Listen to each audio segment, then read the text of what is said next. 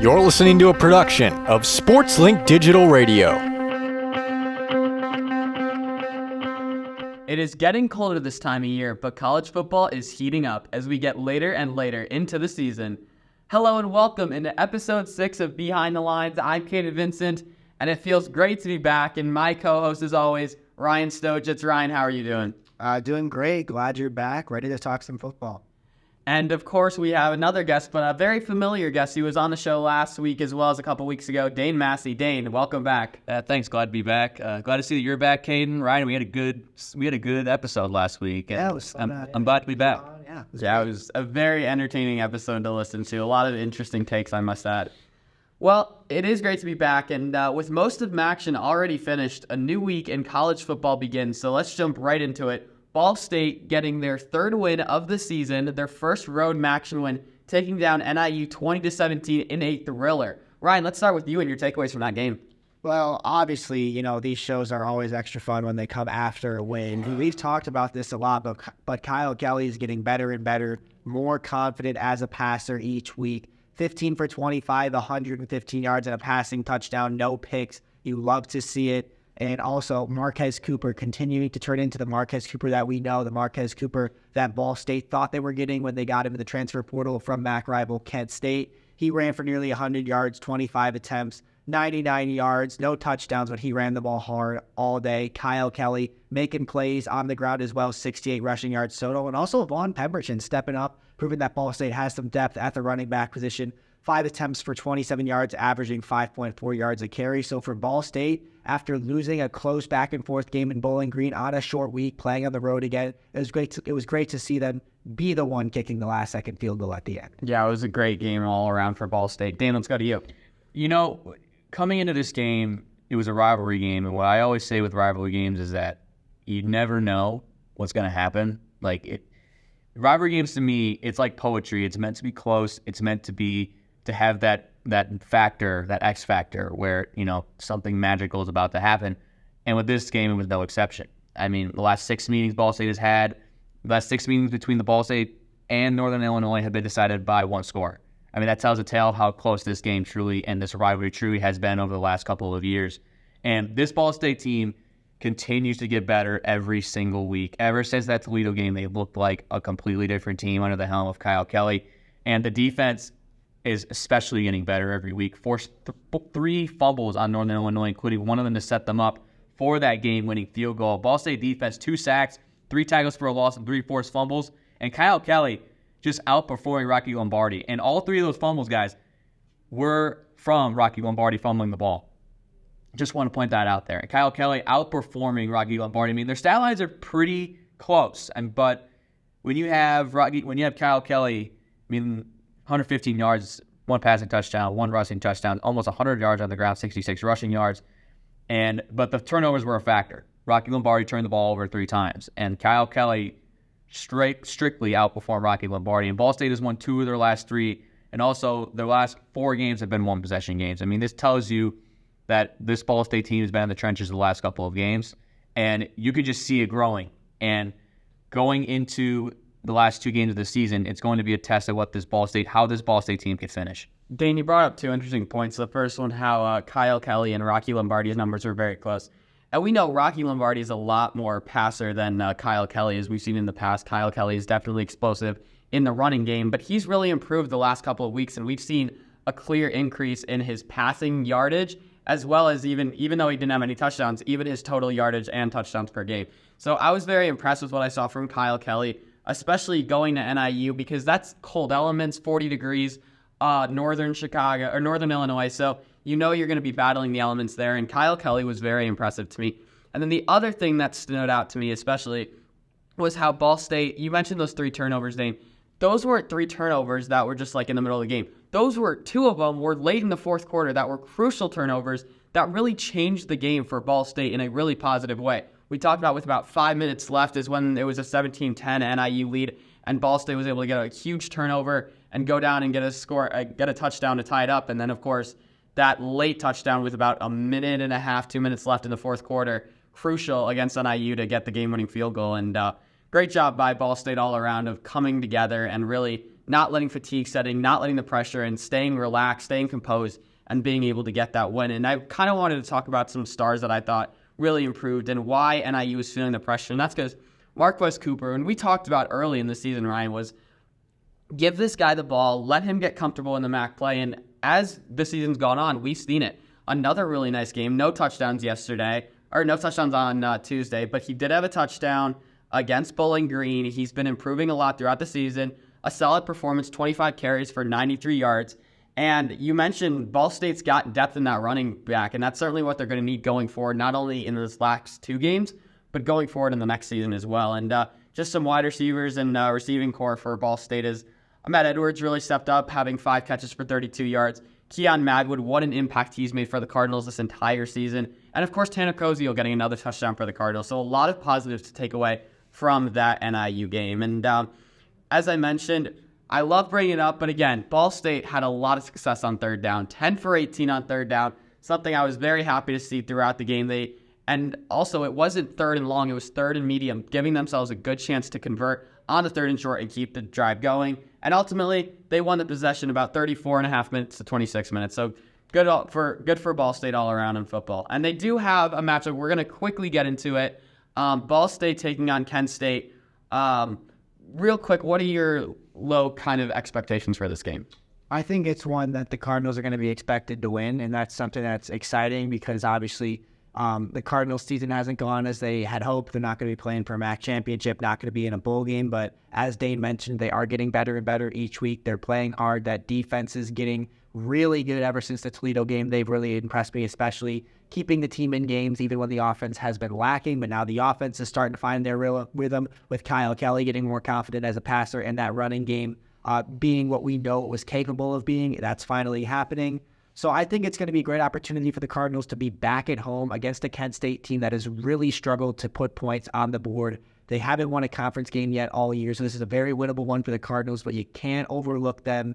They're going to be hungry, looking for that first conference win. They would certainly not like to go winless in conference play, so you're going to get a Kent State team that's given their all late in the season, but I think it's one that the Cardinals could and, quite frankly, should win, but obviously they got a little bit of rest coming off the midweek action game. That's not till a week from Saturday they're at the game. So they can enjoy this one for a little bit more, but pretty soon it's on to Kent State. The one thing I wanted to bring up, Dane, right before you, is the fact that you mentioned defense. Ball State's defense has probably been one of the better ones of the MAC conference in the last 5 games. We've seen it. They have put on a display on the defensive side of football. But Kent State also just averages 14 points per game. And again, we're going to just quickly mention this, but they are a team who has struggled all season long. Dane, I'll give it to you now. Let me say something about this Kent State team. They're just awful. Like, let's be real here. Can I say that? I'm pretty sure I can say that. I mean, one win kind of speaks for itself. And yeah, the one win kind of speaks for itself. I mean, Ryan, you said yourself, they haven't won a conference game yet. I mean, they're last in both offense and they're the worst defense in the MAC. So this Kent State team should give Ball State an opportunity to kind of let the chains off a little bit of Kyle Kelly. And that's who I'm kind of going to look forward to in this game is, can this be the game where Kyle Kelly can kind of break out of the mold of being just a runner? Because we have yet to see a game where Kyle Kelly just goes off in passing instead of just running the ball. I want to see Kyle Kelly air it out some more in this game. I want him to kind of have those jurisdictions kind of lifted off of him. And this could be a game where Kyle Kelly can truly, and this Ball State team can truly put it together in terms of having a dominant performance and kind of break that mold of having a one-possession game and kind of go into this game at home and think, hey, this is a game where we can also gain some momentum. We can get another win, and that could set them up. That could set them up on a 2-game win streak going into the last game against Miami.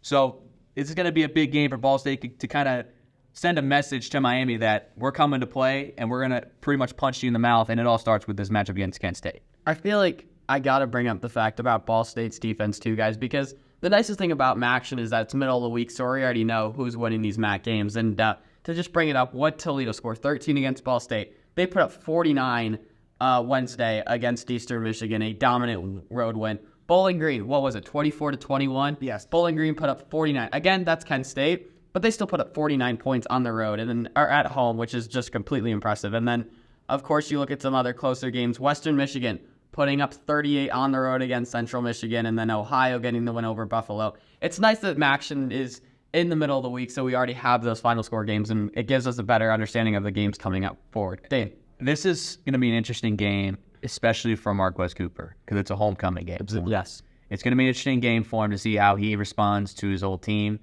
And, it's going to be an exciting day for the offense specifically, because the offense, we have yet to see them kind of have a complete game, if that makes sense. I mean, the passing game is still kind of a little bit lackluster, considering Kyle Kelly is still a little bit fresh in this offense in terms of passing.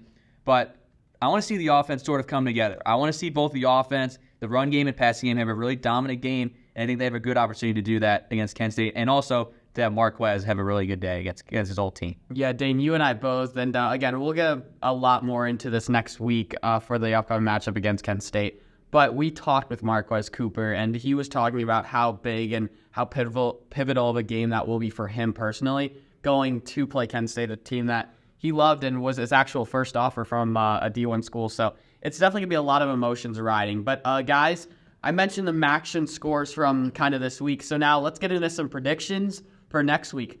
Both teams, Toledo and Bowling Green, scored 49 against their opponents this week. They face each other in Bowling Green. Ryan, who is taking this one home?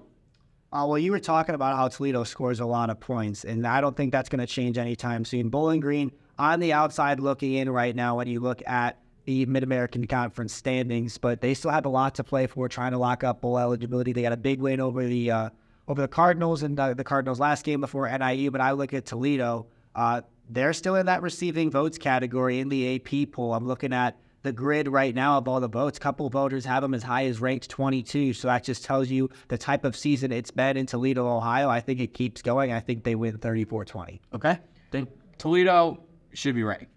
They should be ranked in the college football playoff. They should be ranked in the AP poll. I'm sorry, college football playoff. In the rankings in the college football playoff. Oh, To say that. I thought Not in the college football playoff. I didn't mean that. That's a little bit of a that shot. is an extreme. Hold on, but they should definitely be ranked in both sides of the equation, because I'm looking at the rankings for the college football playoff rankings right now.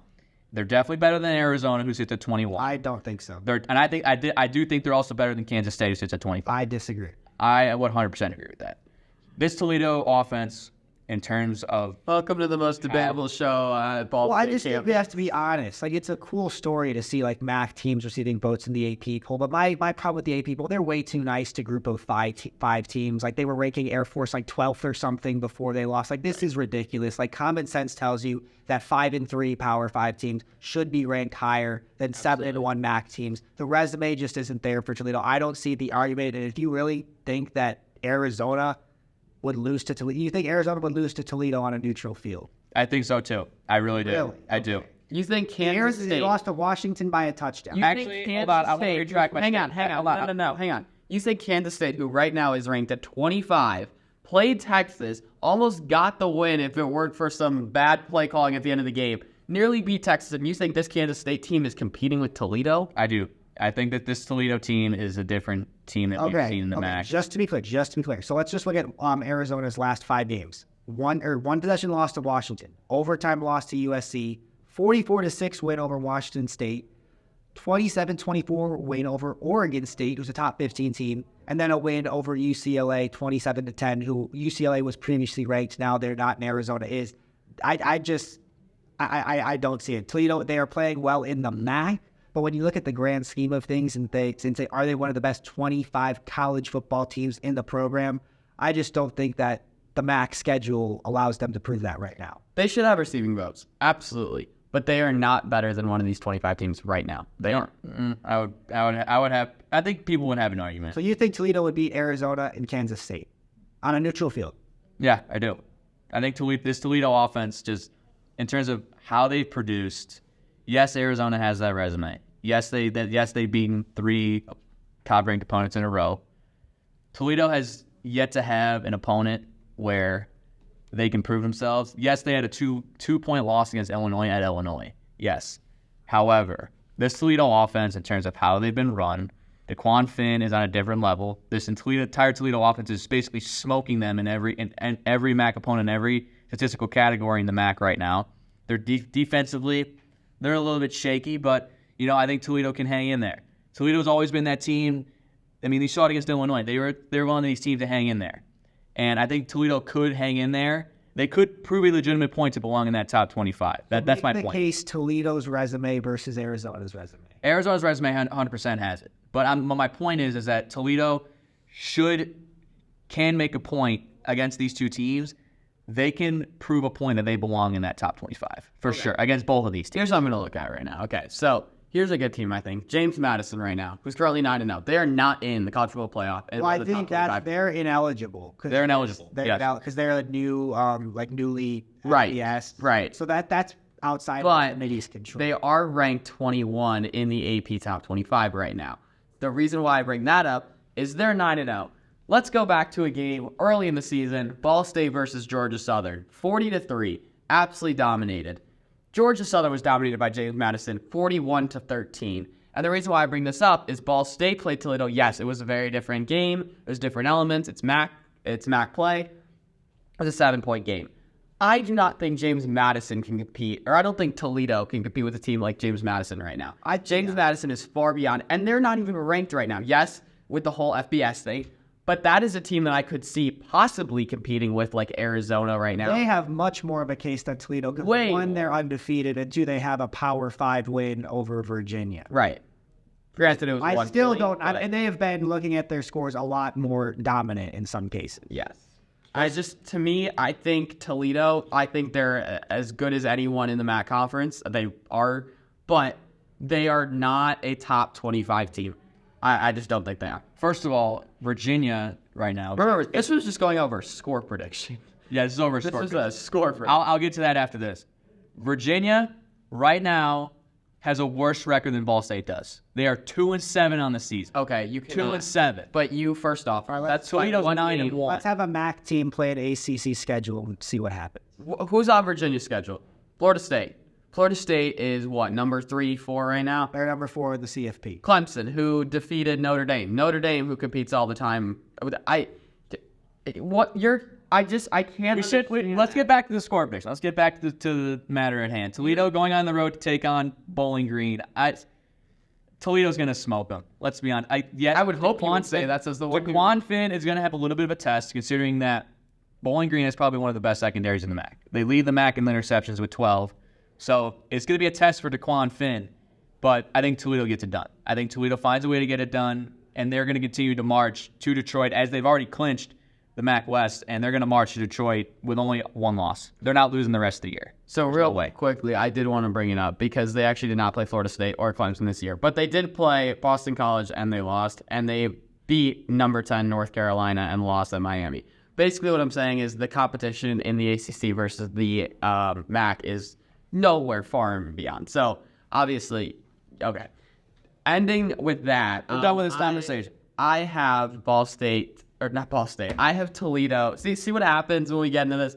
I have Toledo taking the win here, 34-23 over Bowling Green. Again, I think Toledo's offense is very explosive. I think they're very talented, not top 25 worthy, but I do think they do get it done at Bowling Green. All right, moving on to our next game, unless anyone wants any top 25 to talk. But Western Michigan at NIU. We just saw NIU kind of struggled against Ball State, late turnovers. So is NIU getting the win here, or does Western Michigan make it 2 straight? Absolutely not. Absolutely not. Western Michigan's going to have a lot of momentum, especially with them reclaiming the MAC Michigan Trophy for the first time since 2020. They beat both Central and Eastern Michigan. Northern Illinois is going to be, but the thing is that Northern Illinois is going to have a little bit of a chip on their shoulder, and they're going to be hungry to want to stay bowl eligible, especially with the rivalry loss to Ball State. Western's offense is really good in terms of they sit at one of the top in the MAC, and I think that with Northern struggling, I think that Western could top them very easily, and so that's why I'm gonna pick Western over Northern, and Western's just gonna continue to keep on grinding. All right, right. I disagree. I think NIU bounces back. I think getting this game at home is huge. I think that both of these teams have had very up and down seasons. They're both 3-3 in conference play, both fighting for that bowl eligibility. So a really, really big one for both squads, both coming in with 4-6 overall records. So the loser will be eliminated from bowl eligibility. But I think NIU squeaks by 24-21. Yeah, this is a huge game for both of these teams. You got to feel like it's like that must-win situation, especially headed into the final games that these teams play. But ultimately, I think Western Michigan's offense is a little bit better. and I think they get the win at NIU 30-19. The next game we have on the slate is Akron at Eastern Michigan. Guys, Ryan, let's start with you. Is Eastern getting the win here, or is Akron getting their third win of the year? Eastern's getting the win here. That's just because Akron's really struggled to put up points. They got shut out in their last game against Miami of Ohio. Ever since their quarterback, DJ Irons, went down with the season-ending injury early in the year, it's been tough sailing for them offensively. I don't think that changes. Give me Eastern Michigan 23-10. Okay. I think that Akron will keep it a close game. I mean, the Zips are known to be a gritty team. They've had 6 games this year ended one-possession games, with one of them being to Indiana in overtime. So, but the thing is that the Eagles are 4-1 at home, and Akron is not great on the road. I mean, this team's going to struggle. It's going to be close, but I think Eastern Michigan takes it in the factory. I think Eastern Michigan being at home too, and just ultimately the better team. Give me Eastern Michigan winning this one 24-13. Going from Michigan to Ohio, the Chippewas visiting the Bobcats. Do the Chippewas pull this one out, or do the Bobcats keep it rolling? Ryan? Bobcats keep it rolling. I know that they've kind of slipped up a little bit. It looked like that maybe they would be a MAC team that would potentially fight for some votes in the AP poll, but now they're on the outside looking in the MAC East. Miami of Ohio's 5-1 in conference play.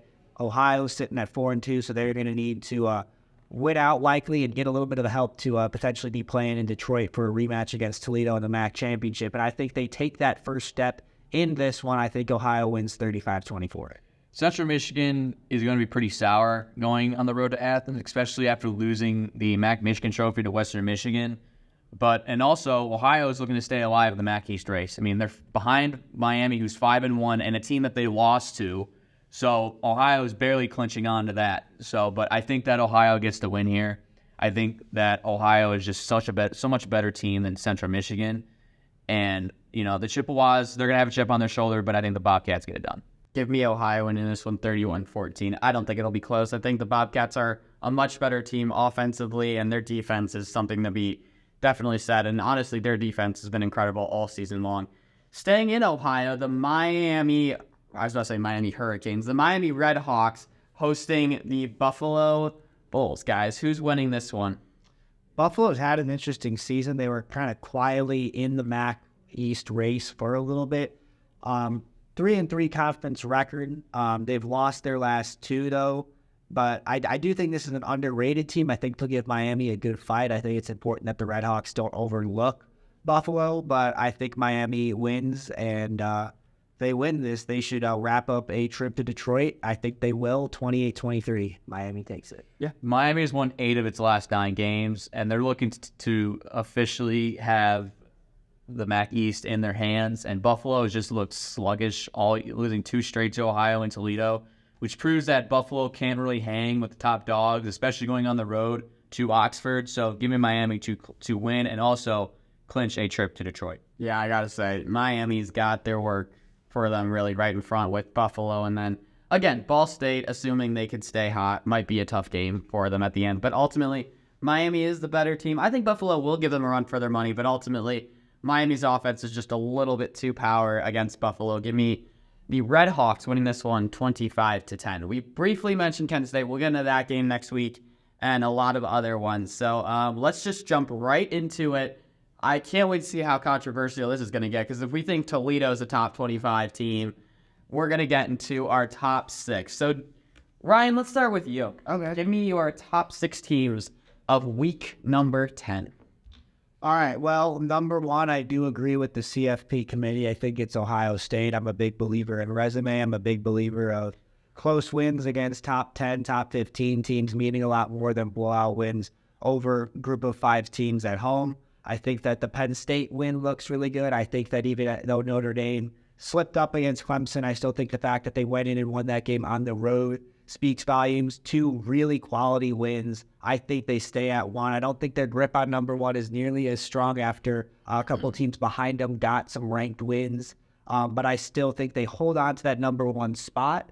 Ohio State at 1. At number 2, moving up a few spots because they finally got a big boost to their resume, is Georgia. I think they got a really good win against a good Mizzou team And I think overall, slowly but surely, after having a lot of shaky starts to games in their season, they are starting to look like the Bulldogs we know.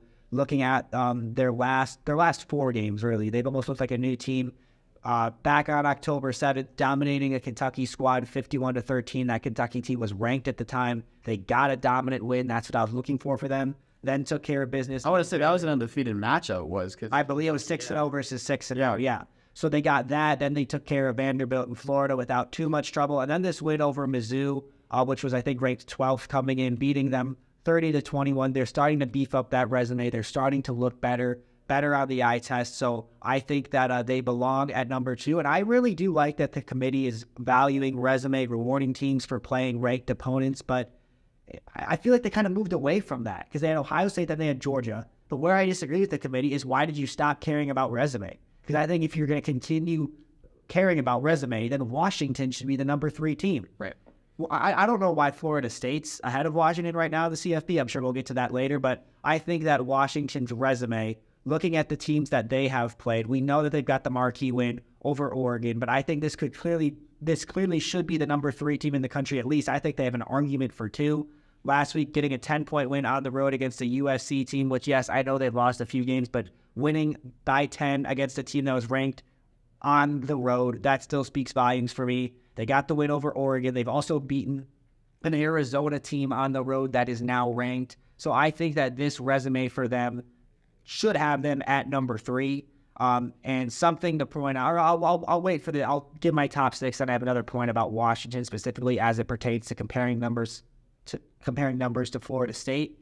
At number 4, I do have Florida State. I think that they still hold on to that number 4 spot just because they do have a really quality win from the beginning of the season against LSU. I moved them down a few spots for my rankings last week because they looked a little shaky against a mediocre Pitt team, and also the 2 teams that were behind them, Washington and Georgia, both picked up ranked wins. So Florida State, they're a team where they run the table, win the ACC championship. They'll have a shot, but their resume isn't going to be as great as some of these other teams. More on that soon. But for now, Florida State is at 4, and I hate doing this because I think they're the best team in the country, but I put Michigan at 5 because they have just not played anyone. That is why I am so excited for this Michigan versus Penn State game. Michigan playing a tough team on the road, a chance to prove to me and to the committee that they can beat good teams, beat ranked teams. That's something that the 4 teams I have ahead of them have proven, especially the top 3. Michigan has not. So I really do think that this is a huge one. And if Michigan wins this one this week as dominant as they have been playing against other teams, then they'll quickly rise up my rankings and a lot of other people's rankings as well. And at number 6, I have Oregon. I think that they still are the best one-loss team. I think Texas also has a case for 6, but I'm going with Oregon. The close loss to Washington is nothing to hang their heads about. But also a dominant win over Utah, taking care of business against pretty much everyone else in the Pac-12. Nothing really too scary. Dominating wins over Colorado, Stanford, beating Washington State by 2 scores, putting up 60-plus against Cal. This is a team that has, a great offense with Bo Nix, but also this defense, especially recently. I mean, I'm seeing a lot of low scores, giving up 6 against Utah, 6 against Colorado, 6 against Stanford. A very complete team, and if they get to the Pac-12 championship, have a rematch against Washington, I think they're still very much alive for the CFP. But one point I want to make, so I'll round out my top 6 again. It's Ohio State, Georgia, Washington, Florida State, Michigan, Oregon, in that order. Right now, the committee has Florida State over Washington, which I disagree with, but that's fine. Quickly just comparing schedules. Even if Florida State wins out, let's see who they have next coming up. They've got a home game against Miami, Florida, a home game against North Alabama, and then on the road against Florida. So no ranked matchups in that stretch, only 2 Power 5 matchups in that stretch. And then they'll have an ACC championship game. But other than that, really nothing that's going to bolster your resume. So with Washington, though, you look at their schedule, they're coming off a win against USC. They got high score. They got 2 ranked matchups coming up. They got Utah, Oregon State, and then Washington State, who's a solid team. Maybe not as good as they were early in the year, but a rivalry game. And then they might play Oregon again in the Pac-12 championship. I'm sorry. I'm just saying. I don't care what the committee says right now. I am absolutely certain that if Florida State and Washington both win out due to the strength of schedule, they will flip, and Washington will leapfrog Florida State. I think Washington should be ahead of Florida State now, but that's just kind of my take on that issue. I think that Florida State, it's weird to say that an undefeated team might need some help, but right now there's 5 undefeated teams, and I know that won't hold with Ohio State and Michigan playing each other, but Florida State, it's going to be harder to make the case. Yes, they're going to win out. They're going to have to be really dominant against these teams because Washington's resume is going to look really good. Georgia's starting to play some tougher teams. Michigan's starting to play some tougher teams. It's going to be interesting to follow. But again, Washington wins out. Florida State wins out. If that's the battle for one of the spots, it will absolutely, no doubt in my mind, go to Washington. Just wanted to get that in there. I'm taking a lot of time. Once again, my rankings for this week: Ohio State, Georgia, Washington, Florida State, Michigan, Oregon. Excited to hear what you guys have. I honestly am very surprised at some of the teams I heard in there, but after hearing your thoughts about them, I really like what I heard about it. The one thing I do want to bring this up quickly, and we'll get into this when we break down the predictions, but there's a chance that 8 through 10 right now still has a really decent chance of making the college football playoff. I will explain this one in a little bit. Dane, let's hear it. Top 6. Well, Ryan nailed my top 3 perfectly. I have Ohio State at 1. I mean, you have 2 top 10 wins. You're kind of expected to be the number 1 team in the country. I mean, you mentioned the win against Notre Dame on the road and the dominant win over what looked like a very, very solid Penn State offense. To hold them the way they did is really impressive for Ohio State. And number 2, I have Georgia. I mean, the Missouri win kind of said it all. I mean, for them, they dominated Missouri. And, I'm a big Missouri guy. I expected Missouri to go in there and give them a fight, and they didn't really give them much, but didn't really give Georgia much to work with. But Georgia handled business as usual. And number 3, I have Washington. Washington would be my number 1 team in the country, but I just think that Ohio State is slightly better in terms of their resume. And I think that if Washington went up against Georgia and Ohio State, they would probably lose by a field goal. That's how close I think that this top 3 race is right now. But in terms of resume, I think Washington is probably making a case for having the number 1 team in the country spot. So Washington at 3. And number 4, I have Michigan. And I put Michigan over Florida State strictly because I think Michigan is so much better than Florida State. You put these 2 teams on the field, and Michigan's going to absolutely trounce them. It's not even going to be close. And I think that's why I have 5 at Florida State. That ACC championship game is going to be so much fun. If the standings hold out in the ACC, we got Florida State against Louisville. And I can't wait to see that matchup in a neutral site. I mean, you saw how Louisville took place over how they handled business against Notre Dame. Florida State, also a team that can make a case for the CFP if they get the win in the ACC championship game. But until I see them play a formidable opponent like Louisville or like North Carolina, who just jumped into the top 25, until I see them actually play a good opponent, then I don't really have any reason to put them against Michigan, put them above Michigan. Same reason you can make the case for Michigan because they haven't played anybody, but they get a good test against a really good Penn State team coming up. But until that happens, I think that Michigan is still the better team. And at 6, I have Oregon. Like you said, Ryan, they're the best one-loss team in the country by far. It's not even close. And so that rounds out my top 6. I have Ohio State at 1, Georgia at 2, Washington at 3, Michigan at 4, Florida State at 5, and Oregon at 6. You guys nailed the top 2. I have, Ryan, you're going to hold this one. I finally have Ohio State at number 1. They proved it a lot. Not even that Rutgers game, but the Wisconsin, and that defense is nasty. They've been like that all season long. Yes, Kyle McCord has struggled a lot, but he's also shown me some bright spots. And ultimately, I do think Ohio State is the best team in the country right now, and that's why I have them at number 1. At number 2, I have Georgia. Georgia, Ryan, as you mentioned, is starting to look like the Georgia we've seen from last year and against that Kentucky game. And again, Georgia has played now 5 games all around great football. And this is still a scary Georgia Bulldogs team that no one wants to face. And at number 3, I do have Florida State. And yes, we can talk about their resume. But if you look at it, that Clemson still holds a lot to me. Notre Dame went into Clemson and they lost in Death Valley. That is not an easy place to play. I don't care if you're the worst team in football or you're the best team in football. Going into Death Valley is not an easy place to play. And the fact that Florida State was able to get that win still has a lot on me. And of course, you said they played no one well. They still played LSU, and we'll get into the LSU-Alabama in a second here, and I'll give you a little hint on why. But that LSU team was still a very good team at the beginning of the season, and they're still a good team now. Yes, they've lost a few more games, but again, you look at who they've lost to. Florida State has struggled a little bit. Again, that Boston College game, but ultimately, this has been a complete team from Florida State. And I think this Miami game is really going to test them and see how good they really are.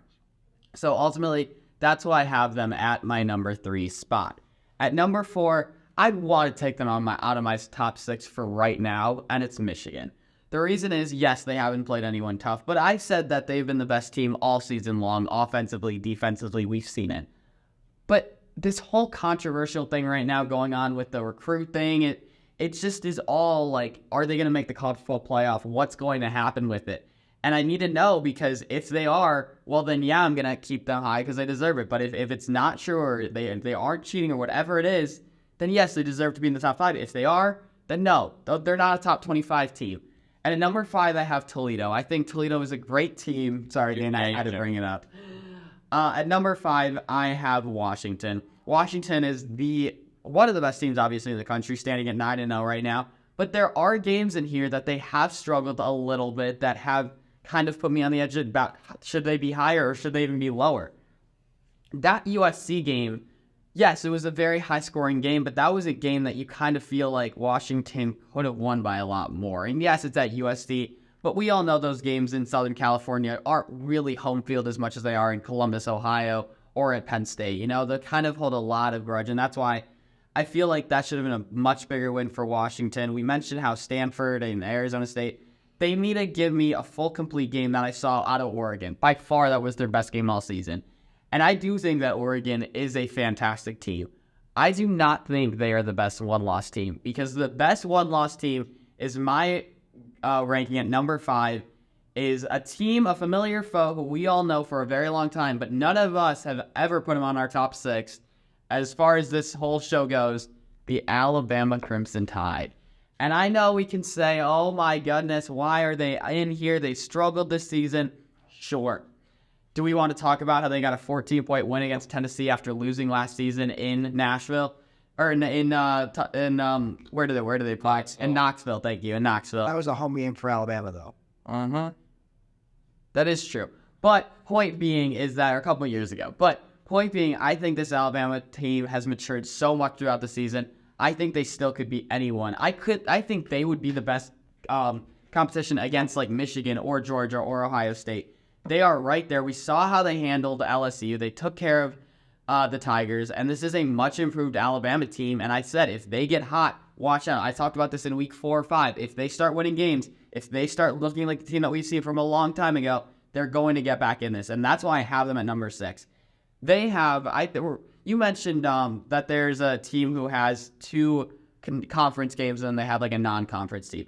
Alabama is very similar in that way. And right now they are 8, and I'll get into the 8, 9, 10 in a second, because they have Kentucky, which could be a tough game for them, depending on how we see the Kentucky offense play. And then they have Chattanooga, who they should handle, and then at Auburn. If they can win big in these 2 games, and of course Chattanooga, they should win by 40, 50 points, they deserve to be in the college football playoff by the end of it. Because you win at Auburn, that is, we all know the rivalry. We all know the history between that game. That's why I think that they are the number 6 team, and that Oregon is right on the outside at number 7.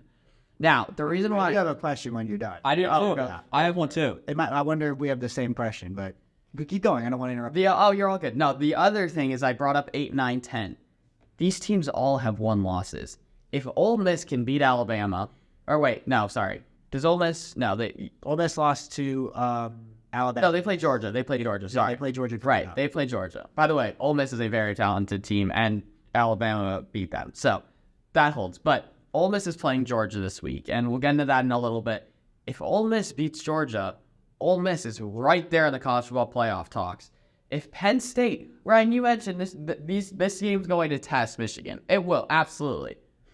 If Penn State wins against Michigan and Michigan beats Ohio State, who's going in, right? Because Ohio State beats Penn State, and that's why this is so interesting. I don't know if we've had a season yet that is so much controversy at the end of the year. I mean, we all know who should be in it right now, but the next 3 weeks could change all of that. And that's why I think 8, 9, and 10 still have a very good chance. Alabama, Ole Miss, and Penn State in the college football playoff rankings right now.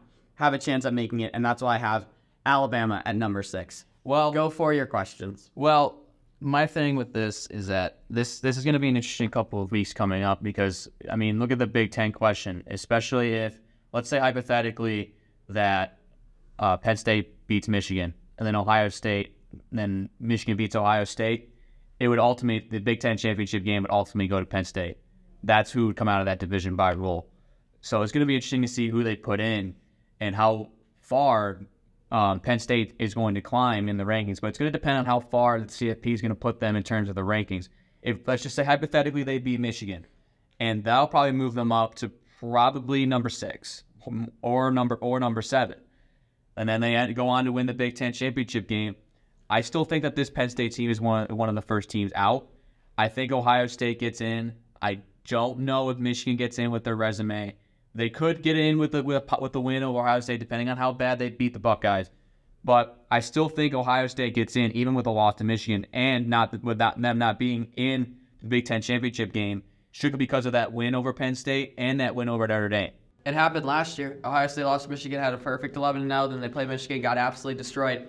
And then Ohio State ended up testing Georgia, and that was the game of the year last year, and the championship. That was really the championship game. And I still think that Ohio State could probably be a 3 seed. I legit think that Ohio State could be a 3 seed. After losing to Michigan. After all this fiasco, even with them not being in a Big Ten championship game, they still will probably be the 3 seed. I think it's safe to say Ohio State, Michigan, or Penn State obviously will make it because the Big Ten championship, we know that the Big Ten West is nothing like the Big Ten East. That's why it's kind of good that Oregon and USC are going to join the Big Ten, so that will really test. Or UCLA. Who do we know who it is? It's Oregon, Washington, UCLA, and USC. Yeah, so 4 teams who we think are honestly at the top right now in the Pac-12. But with that being said, I think the Big Ten East we all know is a lot stronger than the Big Ten West, and that's why who's ever going to win these next couple games is ultimately going to win the Big Ten West championship and make the college football playoff. Ryan, you said you had a question. Lay it on me. Why is Alabama ranked above Texas for you? Yeah, why? I want to know that, actually. So, that is a very fair point.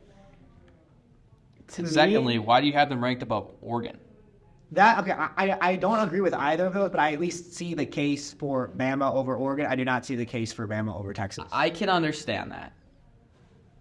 Except my one thing with this is Texas struggled mightily with Kansas State. And Kansas State is a good team, but Kansas State came back in the fourth and blew the game in a game that they had won on the road. So this is now an unranked Kansas State team. So you're telling me... They struggled against Houston, and I brought up, like 2 weeks ago, I literally said, they're so good. They had one slip up against Houston. No, this is like their third or fourth game that they really have not been a complete team.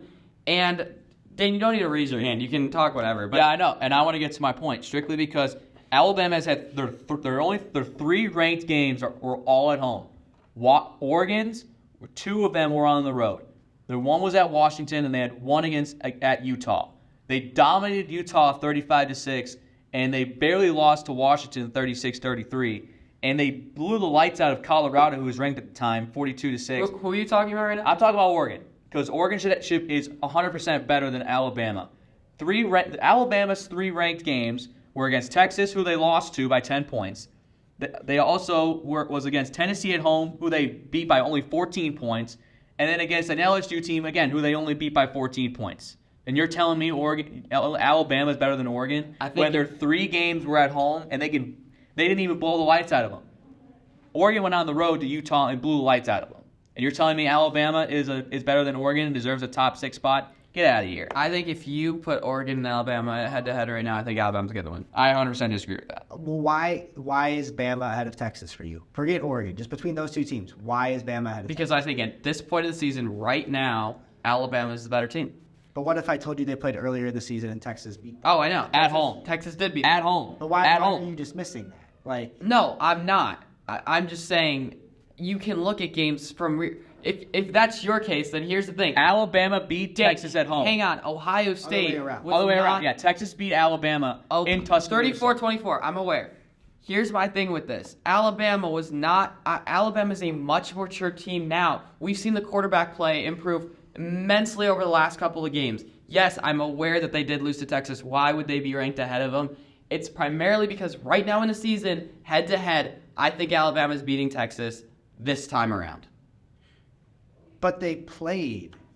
I just think it's really hard to just throw that head-to-head out the window, especially when Texas won by 2 scores in Tuscaloosa. And you act like Texas's resume, Kansas State is ranked in the college football playoff at 25. Texas was playing with a backup quarterback. They also have a really quality win when you look at the Alabama win. But even with that, I get it. Bama's got, a lot of nice things on their resume. I can't dismiss the head-to-head. I think sometimes we have to really dig deep to find out who's the better team. You look at the resume, you look at eye test, but sometimes it's they played 60 minutes on a football field and they beat them. I think that when you ignore the head-to-head, you're making it way harder than you need to be. Why is Oregon right below Washington? Because they played. I'm looking at the college football playoff rankings right now. Why is Oregon below Washington? They played and Washington beat them. Why is Texas right above Alabama? They played. Both have one loss. Texas beat them. I can't dismiss the head-to-head. It just does not make any sense. Also, I want to mention this. They beat Kansas State without their starting quarterback. Quinn Ewers was out for the game against Kansas State, and they still beat them without them. And put up 30 points, for that matter. I meant to mention that. I need to see a rematch of Alabama versus Texas. I know Texas won the first game, but hey. I want to see Oregon versus Alabama just to prove you wrong. I just don't. Because Oregon would blow the lights out of Bama. Your Oregon thing, it makes sense, but Ryan's point is a very fair point. Is Texas did beat Alabama on the road in Tuscaloosa. I will say they did have to come back in the fourth quarter, but yes, they still, which even gives them more credit, honestly. But I just feel like Alabama's the better team than Texas right now. I just feel like if you put them head-to-head, I just feel like they're getting the win this time around. But I completely understand how you could say, what are you talking about? They literally beat them earlier in the season. I completely understand that. I just think right now, Alabama is the better team. Now, that could change after Kentucky. Heck, Texas can go into who do they play, Ryan? They play TCU, Iowa State, and Texas Tech. 3 teams that are terrible. Texas should destroy TCU, and Alabama. They should win out. Hypothetically, they should win out. Hypothetically. All I gotta say is it would not surprise me if these two teams faced again. That's all I'm saying. I think it's very possible. I think you look at it right now, they both have the same record. They both have 3 ranked wins. Bama's beaten Ole Miss, Tennessee, and LSU. Texas has beaten Kansas State, and Alabama. What's the tiebreaker? The head-to-head. That's my view. I mean, I will agree. That is a very, very fair point that you make. Well, now that we have our top 6, and then you still think Toledo should be a top 25 team, I'm just going to bring it back to that. Because I think it's more shocking that you have Alabama ranked above Texas, okay, even though Texas beat them. I certainly think that's more shocking. You didn't even you said Oregon originally. So I think Oregon is the best one-loss team in the country. 100%. There's not even a debate for this. Yeah. When you get 4 ranked opponents at home, you are expected to win all 4. They don't even do it in dominant fashion. If it makes you feel better, I have 7 Texas and then I have 8 Oregon. I do have them right there. Oregon would beat Texas on a good day. Oregon would 100% beat Texas. With the way they looked against Washington, they would 100% beat Texas. I think because Texas beat Bama, that's what holds the record. Anyway, let's move on. I do think Alabama is just a little bit better right now at this point in the season. All right, let's move on. All right. As Dane mentioned, we are going to move on now and probably get into more debatable heats right now because we have our games coming up and some really huge ones that have big college football implications. First one, we've highlighted it this entire time, guys. Michigan visiting Penn State. Dane, let's start with you. I want to pick Penn State so badly with this game being in Happy Valley, but this is going to be the test for Michigan. And with all this controversy looming around them, we're still waiting a word from the Big Ten of what they're going to do with Michigan. And Michigan has said that they will take the Big Ten to court in the NCAA. So it's going to be interesting what happens there, but that's for another time. Penn State at Michigan. Penn State is coming off a massive win against Maryland, and Michigan has still yet to prove themselves with a win over Purdue. I want to pick Penn State, and guess what? I'm going to pick Penn State to win this in an upset. I think that Michigan, with all this speculation, And it's going to be a close game. I think this comes down to a game-winning field goal. I'm going to be honest with you. This is going to come down to a game. It's going to be 30-27 the final.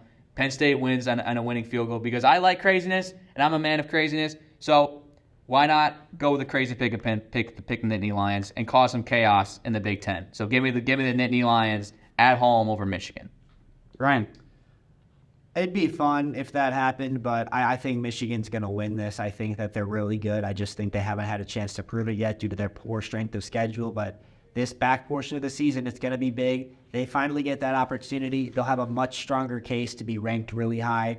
They're already receiving votes for number one in the AP poll. If they can win this one, especially if they win it by multiple scores, they'll start to win a lot of college football fans over.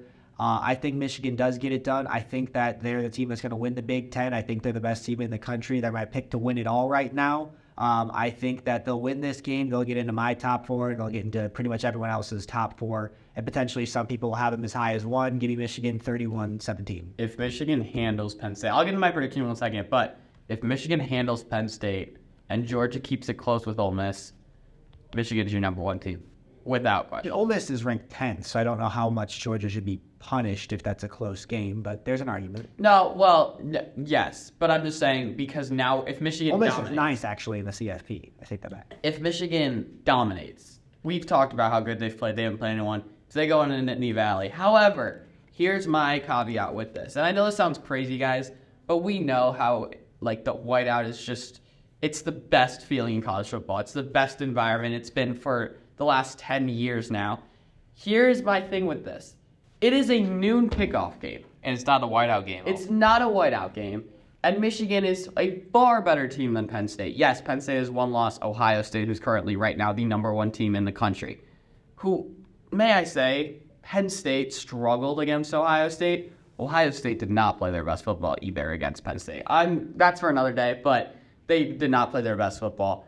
Give me Michigan winning this one 41-16. I don't think it's close. I think Michigan is the far better team. But, Dane, I would love an upset here to stir a lot of debate and debacle in the Big Ten and really in the college football playoff. Yeah, I wouldn't be surprised if Michigan blew out Penn State. I would not be shocked, especially with the way that Penn State looked against the Buckeyes. But the difference is that Ohio State and Penn State, that game was at Ohio Stadium. Now they get to go to Penn State, and it's a very hostile environment, especially for this game. A high-profile game against two top 10 teams, and it's going to be fun, especially because Penn State, they know that their Big Ten championship hopes are not dead. They need a win against Michigan in order to get into the Big Ten championship game, and they also need Michigan to beat Ohio State. But we'll see how that goes down the road. But Penn State's going to need this game. They need this game, and the implications are on the line. And Penn State in a high-profile situation at home. If this game was at Michigan, I would give it to Michigan. But because it's at Penn State in Happy Valley with so much on the line, especially, and again, with all the controversy looming over Michigan, that's going to cause a massive distraction for this team. I know that they've said that, we're not focused on that. We're focusing on football. But as this story keeps getting bigger and bigger and bigger and more stuff keeps coming out about this, it's becoming a distraction. And I think distractions come on into this game, and I think Penn State takes advantage of that. And they just take advantage of what is a really just disorganized Michigan football team. Does Michigan make the college football playoff or the Big Ten championship if they win and they lose and they win? They lose against Penn State. Yes. And they beat Ohio State. Penn State would get in by rule. Penn State would get in by rule because all of them will have one loss.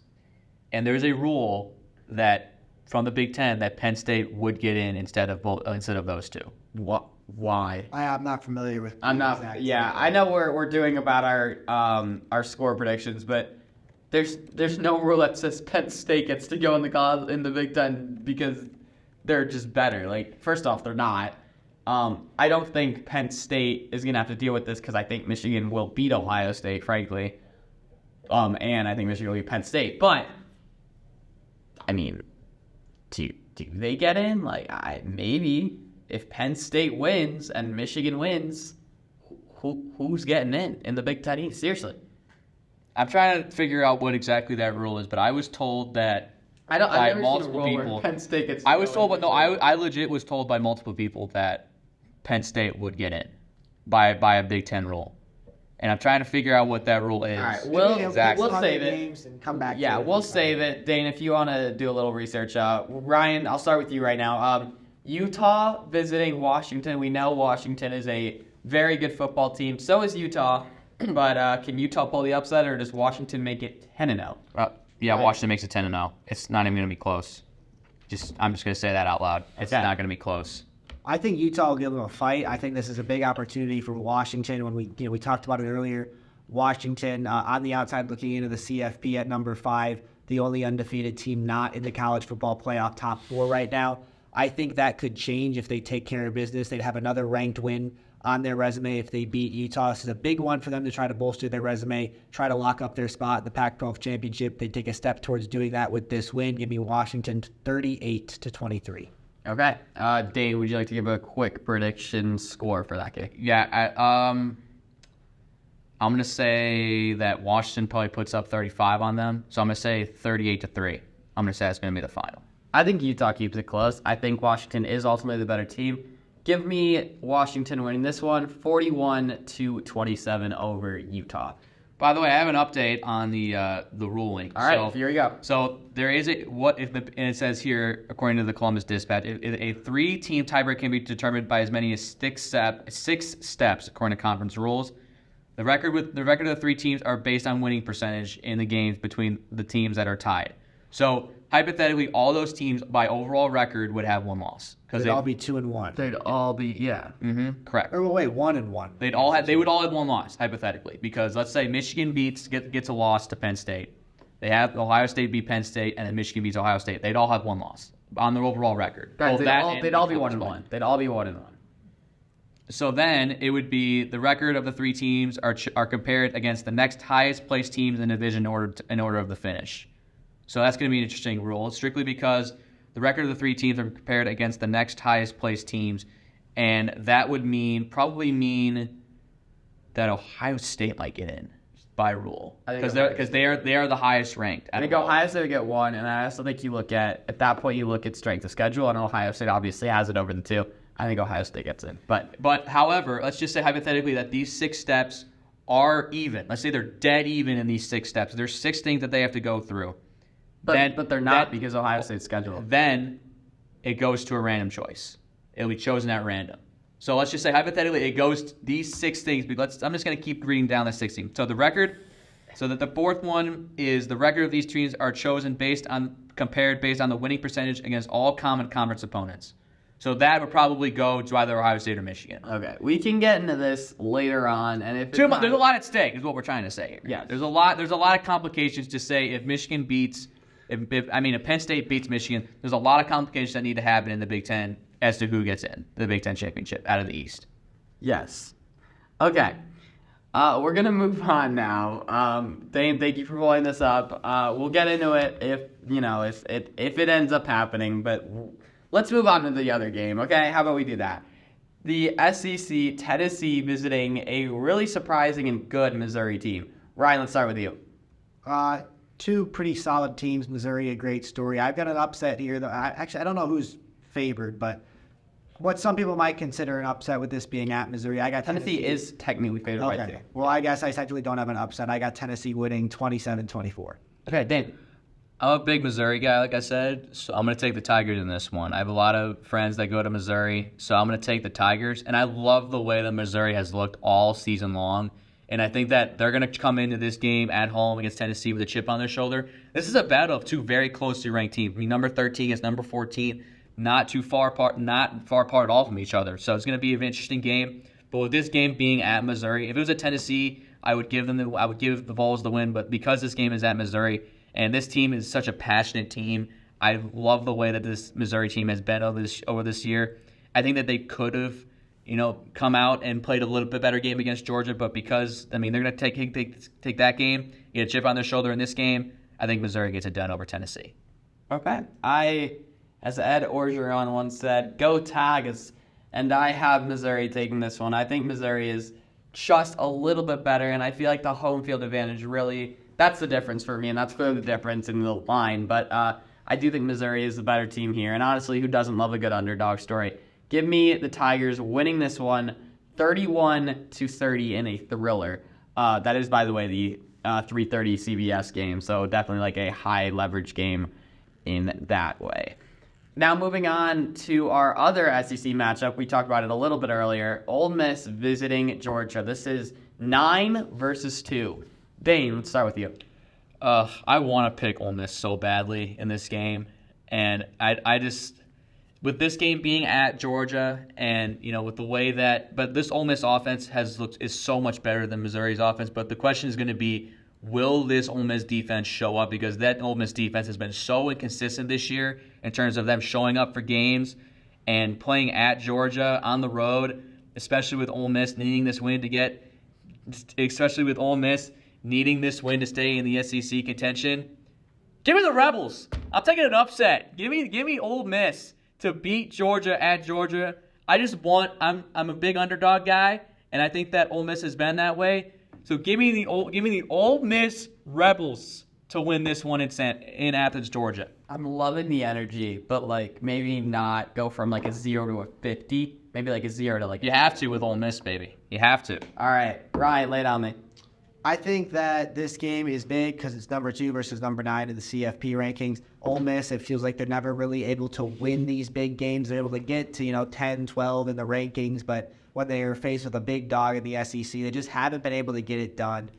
I think that trend continues here. Georgia starting to look better. They, gotten a quality win now under their resume. Got a chance to do that again here. I think this one at home is big, and I think that Georgia's defense will be able to limit what Ole Miss's high-powered offense can do. LSU wasn't able to do that when they played Ole Miss. That's why Ole Miss beat them. I think Georgia's defense is much better, and the home field advantage helps. Georgia wins 30-20. Yeah, I think Georgia is the better team, and I think Ole Miss offense, and you got to give them a lot of credit, especially the way they've been playing as of late, but that Georgia defense is something else. We've talked about it many times before. I like Georgia in this one. Give me the Bulldogs winning this one 29-17. And honestly, I think it's a blowout in the fourth quarter, and Ole Miss gets a touchdown or a field goal to make it closer, respectable. You guys are no fun. Come on, you gotta love what Lane Kiffin's been doing down there at Ole Miss. I give him all the credit in the world. I mean, he'll keep Ole Miss in this game. I think it's gonna come down to the fourth quarter, but I just think that offense is gonna have it. I think it's just that Ole Miss offense. It's just gonna have an extra gear, and the defense will hold firm, especially with the way they're coming off of a lot. The way they've been racking up wins over those last couple of weeks. They've been climbing the rankings, and they continue to climb some more. So Georgia's hitting that point where I think they're turning into that unstoppable Bulldogs team that we saw last year and what we've been seeing for the last 2 years, honestly. Our final game, we moved back to the Pac-12. USC visiting, for many people, the number 6 team in the country, the Oregon Ducks. For me, I think I had them at 8, but USC and Oregon, a huge one for both teams. Ryan, let's start with you. Yeah, you said it. Big one. USC not having the season that they would have hoped for. Oregon still with so much to play for, just on the outside looking in. USC no longer ranked, but still a quality opponent that Oregon could really make a statement against, especially if they beat them decisively. USC, we know what Caleb Williams can do. They just do not have a defense. That's been the problem that has plagued them both this season and last year, but this season it's been worse. Put up 42 points against Washington, still ended up losing by 10. I think Oregon wins this one. I think Oregon's defense is much better than USC's. Give me the Ducks winning 31-27. Okay. USC has lost 3 out of their last 4, and they've been surprisingly pretty close in terms of their scores. I mean, the last 3 games have been pretty close. They had that loss against Utah at home, 34-32. Then they had the win against Cal, 50-49. They had the only 10-point loss to Washington, 52-42. But because this game is at Oregon, I don't think that USC is going to be able to hang in there with the Ducks. So give me Bo Nix and the Ducks to get it done. Really underrated stadium to win in is Austin Stadium in Eugene, Oregon. That place is ramped up. Especially when it's a high-profile home game, because you know that Oregon's going to want it. Not only that, it's a night game in Oregon, too. And we all know how well they play under the lights, especially in Eugene.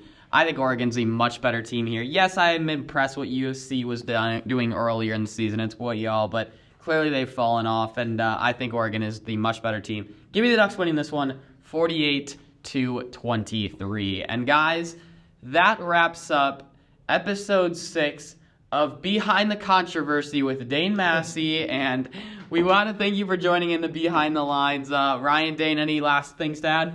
Hotty toddy, go Ole Miss. Should just be a fun weekend of college football. Enjoyed previewing it with you guys, and gonna be a fun weekend of watching games. As always, Dane. A lot of high profile matches. Hotty toddy, go Rebels, go Ole Miss. Please beat Georgia. Please cause some chaos.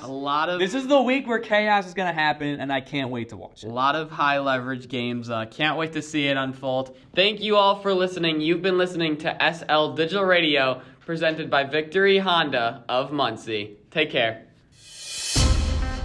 This has been a production of SportsLink Digital.